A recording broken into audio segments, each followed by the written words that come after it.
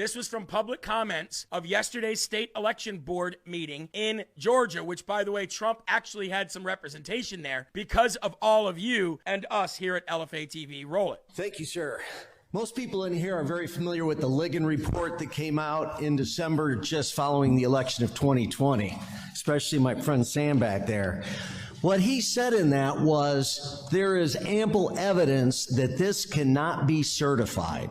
Now, why is that important? Because Judge Ligon, Senator Ligon, was a judge for 16 years in Brunswick, Georgia.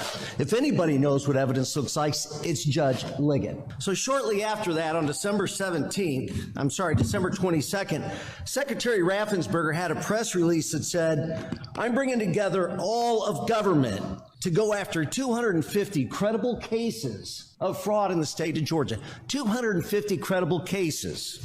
2 weeks later, he went to the United States Congress. He wrote a letter to Vice President Pence, all the members of Congress, and said, "Nothing is wrong in Georgia. There's no fraud." In 3 weeks, we solved all these 250, at that time, known issues of fraud. So you tell me where the fraud is. Many of us, including some attorneys, looked at the letter, a 10-page letter to the U.S. Congress. It had 42 false statements in it. Our Secretary of State told 42 false statements to the United States Congress and the Vice President. Arrest him. So within that document was the Pro V&V audit. He told us, the citizens, he told the SEB, he's told many courts that this Pro V&V audit took place. I worked with Governor Kemp. I worked with Evan Myers, one of his attorneys. I worked with the Inspector General, Scott McAfee. And they tried to convince me that the Secretary of State and Pro V&V told them that this audit took place. Well, I asked them, how many counties told you the audit took place? 0.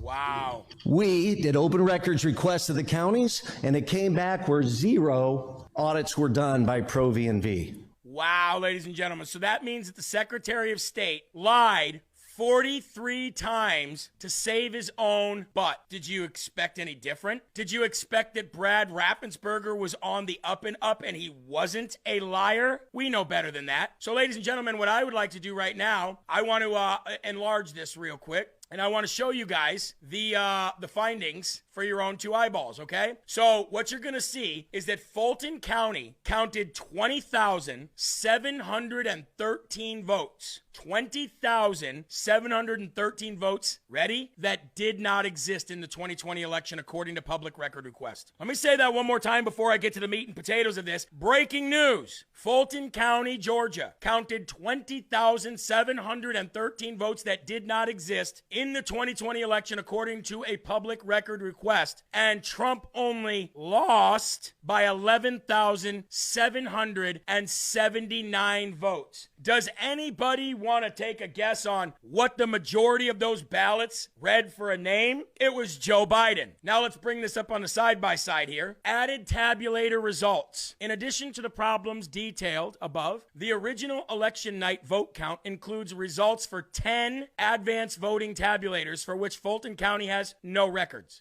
That is, the tabulators do not exist. There are no poll open tapes, no daily status tapes, and no poll closing tapes. They are ghost machines. We submitted open records requests to Fulton County specifically seeking the 10 tabulator tapes, but Fulton County responded by saying they had no such records. To follow up, we sent 2 emails to the Fulton County Records Department and the Fulton County Custodians of Records, Steve Rosenberg, seeking clarification to determine if the records were missing or if they exist. The Records Department replied, the records do not exist. And ladies and gentlemen, those 10 tabulator tapes total 20,713 votes, all of which were included in election night results. So what do you think about that, Brad Raffensperger? What do you think about that, Brian Kemp? What do you think about that, Fannie Willis? What do you think about that, Georgia Democrats? What do you think about that, Jack Smith? What do you think about that, Merrick Garden Gnome Garland? Got him, and we knew it. Donald Trump won Georgia. Donald Trump won the 2020 election. The left stole it. They used machines. They used measures like blocking people out of